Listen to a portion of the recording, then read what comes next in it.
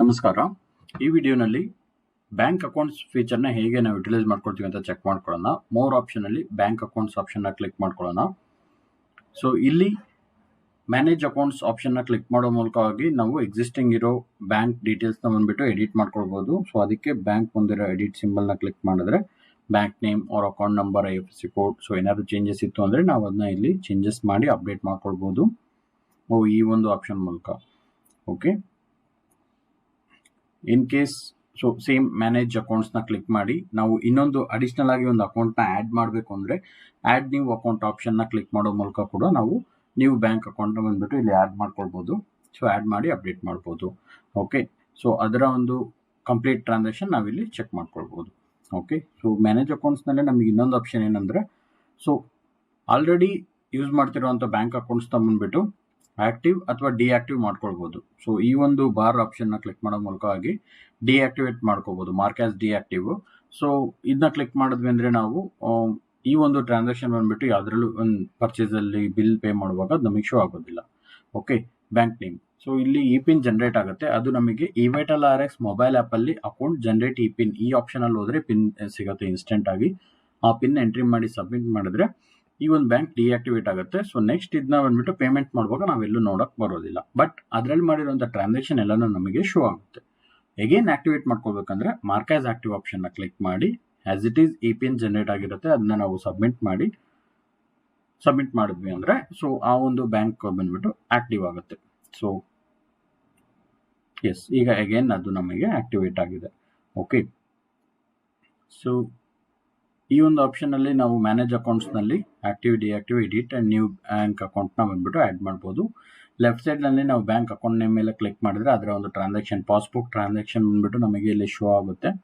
Okay, so ನಾವು add entry ಆಪ್ಷನ್ನ click ಮಾಡೋ ಮೂಲಕ ರೈಟ್ ಸೈಡ್ನಲ್ಲಿ ಇಲ್ಲಿ ಸೊ ಮ್ಯಾನ್ಯುಯಲ್ ಆಗಿ ಒಂದು ಎಂಟ್ರಿ ಬೇಕಿದ್ರೆ ನಾವು ಇಲ್ಲಿ ಎಂಟ್ರಿ ಮಾಡ್ಕೊಳ್ಬೋದು. ಸೊ ಇನ್ ಕೇಸ್ ಯಾವ್ದಾರ ಪಾಸ್ಬುಕ್ ಟ್ರಾನ್ಸಾಕ್ಷನ್ ಇತ್ತು ಅಂದರೆ ಅದನ್ನ ನಾವಿಲ್ಲಿ ಅಪ್ಡೇಟ್ ಮಾಡ್ಬೋದು. ಓಕೆ, ಇನ್ ಕೇಸ್ ನಾವು ಪೇಮೆಂಟ್ ಇನಿಷಿಯೇಟ್ ಮಾಡ್ತೀವಿ ಫ್ರಮ್ ಡಿಸ್ಟ್ರಿಬ್ಯೂಟರ್ ಕಡೆಯಿಂದ ಅಂತ ಅಂದರೆ ಸೊ ಡಿಸ್ಟ್ರಿಬ್ಯೂಟರ್ಗೆ ಯಾವ್ದಾರ ನಾವು ಒಂದು ಪೇಮೆಂಟ್ ಇನಿಷಿಯೇಟೆಡ್ ಮಾಡಿದರೆ ಅದು ಇಲ್ಲಿ ನಮಗೆ ಶೋ ಆಗುತ್ತೆ. ಅದನ್ನ ಹೇಗೆ ಮಾಡ್ತೀವಿ ಅನ್ನೋದನ್ನ ಚೆಕ್ ಮಾಡೋಣ. ಮೋರ್ ಆಪ್ಷನಲ್ಲಿ ಡಿಸ್ಟ್ರಿಬ್ಯೂಟರ್ ಆಪ್ಷನ್ನ ಕ್ಲಿಕ್ ಮಾಡ್ಕೊಳ್ಳೋಣ. ಸೊ ಇಲ್ಲಿ ನಾವು ಯಾವ ಡಿಸ್ಟ್ರಿಬ್ಯೂಟರ್ಗೆ ಪೇ ಮಾಡ್ತೀವಿ ಆ ಒಂದು ಡಿಸ್ಟ್ರಿಬ್ಯೂಟರ್ ನೇಮ್ನ ನಾವಿಲ್ಲಿ ಸೆಲೆಕ್ಟ್ ಮಾಡ್ಕೊಳ್ಳೋಣ. ಓಕೆ, ಸೊ ಆ ಡಿಸ್ಟ್ರಿಬ್ಯೂಟರ್ ನೇಮ್ ಮೇಲೆ ಕ್ಲಿಕ್ ಮಾಡಿ ಮೋರ್ ಆಪ್ಷನ್ನಲ್ಲಿ ಪೇಮೆಂಟ್ ಬಾರ್ ರಿಸಿಪ್ಟ್ ಆಪ್ಷನ್ ಇದೆ, ಅಲ್ಲಿ ಕ್ಲಿಕ್ ಮಾಡೋ ಮೂಲಕವಾಗಿ ನಾವು ಯಾವ ಬಿಲ್ನ ನಾವು ಪೇ ಮಾಡ್ತಾ ಇದ್ದೀವಿ ಅಂತ ಹೇಳಿ ಸೆಲೆಕ್ಟ್ ಮಾಡ್ಕೊಳ್ಬೋದು. ಇನ್ ಕೇಸ್ ಈ ಒಂದು ಬಿಲ್ನ ನಾನು ಚೆಕ್ ಮುಖಾಂತರವಾಗಿ ಪೇ ಮಾಡ್ತಾ ಇದ್ದೀನಿ ಅಂದರೆ ಪೇಮೆಂಟ್ ಮೋಡ್ ಚೆಕ್ ಅಂತ ಅಪ್ಡೇಟ್ ಮಾಡ್ಕೊಳ್ಳುವಾಗ ಇಲ್ಲಿ ಬ್ಯಾಂಕ್ ನೇಮ್ ಡೀಟೇಲ್ಸ್ ಶೋ ಆಗುತ್ತೆ ನಮಗೆ ಆಕ್ಟಿವಲ್ಲಿ ಇರೋದು. ಓಕೆ, ನೆಕ್ಸ್ಟ್ ಚೆಕ್ ರೆಫರೆನ್ಸ್ ನಂಬರ್ನ ನಾವಿಲ್ಲಿ ಎಂಟ್ರಿ ಮಾಡ್ಕೊಳ್ಬೋದು. ಸೊ ಡೇಟ್, ಚೆಕ್ ಡೇಟ್ನ ಎಂಟ್ರಿ ಮಾಡ್ಬೋದು. ಸೊ ಇದಾದಮೇಲೆ ನೆಕ್ಸ್ಟ್ ಆಪ್ಷನ್ನ ಕ್ಲಿಕ್ ಮಾಡಬೇಕು. ಓಕೆ, ಸೊ ಕ್ರೆಡಿಟ್ ವೋಚರ್ ನಮಗೆ ಬೇಡ ಅಂದರೆ ನೋ ಅಂತ ಕ್ಲಿಕ್ ಮಾಡ್ಕೊಳ್ಬೋದು. ಸೊ ಅದರಲ್ಲಿ ಯಾವುದು ನಾವು ಅಡ್ಜಸ್ಟ್ಮೆಂಟ್ ಮಾಡೋದಿಲ್ಲ. ನೆಕ್ಸ್ಟ್ ಮೇಕ್ ಪೇಮೆಂಟ್ ಅಂತ ಆಪ್ಷನ್ ಕ್ಲಿಕ್ ಮಾಡಿದ್ರೆ ನಮಗೆ ಈ ಒಂದು ಟ್ರಾನ್ಸಾಕ್ಷನ್ ಅಪ್ಡೇಟ್ ಆಗುತ್ತೆ. ಓಕೆ, ಸೊ ಇದು ನಮಗೆ ಬ್ಯಾಂಕ್ ಅಕೌಂಟ್ಸ್ನಲ್ಲಿ ಹೇಗೆ ರಿಫ್ಲೆಕ್ಟ್ ಆಗುತ್ತೆ ಅಂತ ಚೆಕ್ ಮಾಡೋಣ. ಸೊ ಬ್ಯಾಂಕ್ ಅಕೌಂಟ್ಸ್ ಕ್ಲಿಕ್ ಮಾಡ್ಕೊಳ್ಳೋಣ. ಇಲ್ಲಿ ಪೇಮೆಂಟ್ ಇನಿಷಿಯೇಟೆಡಲ್ಲಿ ಇಲ್ಲಿ ನಾವು ಚೆಕ್ ಮಾಡಿದ್ರೆ 290 ರೂಪೀಸ್ ಬಿಲ್ ಇಲ್ಲಿ ಶೋ ಆಗುತ್ತೆ. ಓಕೆ, ಸೊ ರೈಟ್ ಸೈಡಲ್ಲಿ ನಾವು ಇಲ್ಲಿ ಚೆಕ್ ಮಾಡಿದ್ವಿ ಅಂದರೆ ರಿಮಾರ್ಕ್ ಆಪ್ಷನ್ ಇದೆ. ಸೊ ರಿಮಾರ್ಕ್ಸ್ ಬೇಕಿದ್ದಲ್ಲಿ ಆ್ಯಡ್ ಮಾಡಿರ್ತಾರೆ ಅಂದರೆ ಡಿಫಾಲ್ಟಾಗಿ ಆ್ಯಡ್ ಆಗಿರುತ್ತೆ, ಅದನ್ನ ಚೆಕ್ ಮಾಡ್ಕೊಳ್ಬೋದು. ಓಕೆ, ಆ್ಯಂಡ್ ಎಡಿಟ್ ಮಾಡಬೇಕು. ಸೊ ಈ ಒಂದು ಪೇಮೆಂಟ್ನ ಏನಾದ್ರು ಎಡಿಟ್ ಮಾಡಬೇಕು ಅಂದರೆ ನಾವು ಎಡಿಟ್ ಆಪ್ಷನ್ನ ಕ್ಲಿಕ್ ಮಾಡಿ ಏನಾದ್ರು ಡೀಟೇಲ್ಸ್ ಚೇಂಜಸ್ ಮಾಡಬೇಕು ಅಂದರೆ ನಾವಿಲ್ಲಿ ಅಪ್ಡೇಟ್ ಮಾಡಿಕೊಂಡು ಚೇಂಜಸ್ ಮಾಡ್ಕೊಳ್ಬೋದು. ಮಾಡಿ ಅಪ್ಡೇಟ್ ಪೇಮೆಂಟ್ ಕೊಟ್ಟರೆ ಆ ಒಂದು ಸ್ಟೇಟಸ್ ಅಪ್ಡೇಟ್ ಆಗುತ್ತೆ ನಮಗಿಲ್ಲಿ. ಸೊ ಈಗ ಯಾವುದೇ ರೀತಿ ಚೇಂಜಸ್ ನಾವು ಮಾಡಿಲ್ಲ. ಓಕೆ, ನೆಕ್ಸ್ಟ್ ಡಿಲೀಟ್ ಆಪ್ಷನ್ನ ನಾವು ಕ್ಲಿಕ್ ಮಾಡಿದ್ವಿ ಅಂದರೆ ಈ ಒಂದು ಟ್ರಾನ್ಸಾಕ್ಷನ್ ನಮಗೆ ಡಿಲೀಟ್ ಆಗುತ್ತೆ, ಬಟ್ ಮ್ಯಾನ್ಯುಯಲ್ ಆಗಿ ಮಾಡಿರೋವಂಥ ಬಿಲ್ ನಮಗೆ ಇಲ್ಲಿ ಎಡಿಟಬಲ್ ಇರೋದಿಲ್ಲ. ಓಕೆ, ಡೈರೆಕ್ಟಾಗಿ ಡಿಲೀಟ್ ಮಾಡ್ಬೋದು. ನೆಕ್ಸ್ಟ್ ಮಾರ್ಕ್ ಕ್ಲಿಯರ್ಡ್ ಅಂತ ನಾವಿಲ್ಲಿ ಒನ್ಸ್ ಕ್ಲಿಕ್ ಮಾಡಿದ್ವಿ ಅಂದರೆ ಸೊ ಈ ಒಂದು ಟ್ರಾನ್ಸಾಕ್ಷನ್ ಬಂದುಬಿಟ್ಟು ಯಾವುದೇ ರೀತಿ ಚೇಂಜಸ್ ಆಗೋದಿಲ್ಲ ಮತ್ತು ನಮಗೆ ಪಾಸ್ಬುಕ್ಕಿಗೆ ಎಂಟ್ರಿ ಆಗುತ್ತೆ.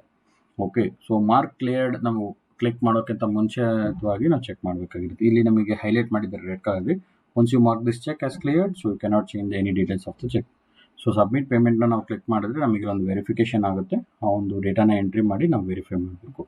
ಓಕೆ, ಇದು ಒಂದು ಸಕ್ಸಸ್ಫುಲ್ಲಾಗಿ ನಮಗೆ ಆದಮೇಲೆ ಇಲ್ಲಿಂದ ರಿಮೂವ್ ಆಗಿರುತ್ತೆ ಪೇಮೆಂಟ್ ಇನಿಷಿಯೇಟೆಡಿಂದ. ನೆಕ್ಸ್ಟ್ ಪಾಸ್ಬುಕ್ನಲ್ಲಿ ಈ ಒಂದು ಡೀಟೇಲ್ಸ್ ರಿಫ್ಲೆಕ್ಟ್ ಆಗುತ್ತೆ.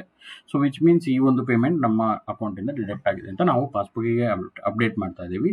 ಆ್ಯಂಡ್ ಅದರ್ ಥಿಂಗು ನಾವಿಲ್ಲಿ ಡಿಲೀಟ್ ಮಾಡಬೇಕು ಅಂದರೆ ಡಿಲೀಟ್ ಆಪ್ಷನ್ ಇದೆ. ಆ್ಯಂಡ್ ಡೇಟ್ ಫಿಲ್ಟರ್ ಬೇಕಾದ್ರೆ ಡೇಟ್ ಫಿಲ್ಟರ್ ಮಾಡ್ಕೊಳ್ಬೋದು. ಸೊ ಈ ಒಂದು ಕಂಪ್ಲೀಟ್ ಟ್ರಾನ್ಸಾಕ್ಷನ್ ಬಂದುಬಿಟ್ಟು ನಮಗೆ ಲೈವ್ ಆಗಿ ಏನಾಗುತ್ತೆ ಇಲ್ಲಿ ಡೇಟ್ ಫಿಲ್ಟರ್ ಆಪ್ಷನ್ ಇದೆ. ನಮಗೆ ನಾವು ಈ ಒಂದು ಫೈಲ್ನ ಡೌನ್ಲೋಡ್ ಮಾಡ್ಕೊಳ್ಬೇಕಂದ್ರೆ ಡೌನ್ಲೋಡ್ CSV ಅವ್ರ ಎಕ್ಸೆಲಲ್ಲಿ ಮಾಡ್ಕೊಳ್ಬೋದು.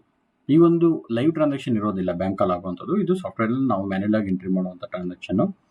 ಓಕೆ, ಸೊ ಈ ರೀತಿಯಾಗಿ ನಾವು ಬ್ಯಾಂಕ್ ಅಕೌಂಟ್ಸ್ ಫೀಚರ್ನ ಅಡ್ವಾನ್ಸ್ ಆಗಿ ಯೂಸ್ ಮಾಡ್ಕೊಳ್ಬೋದು. Thank you.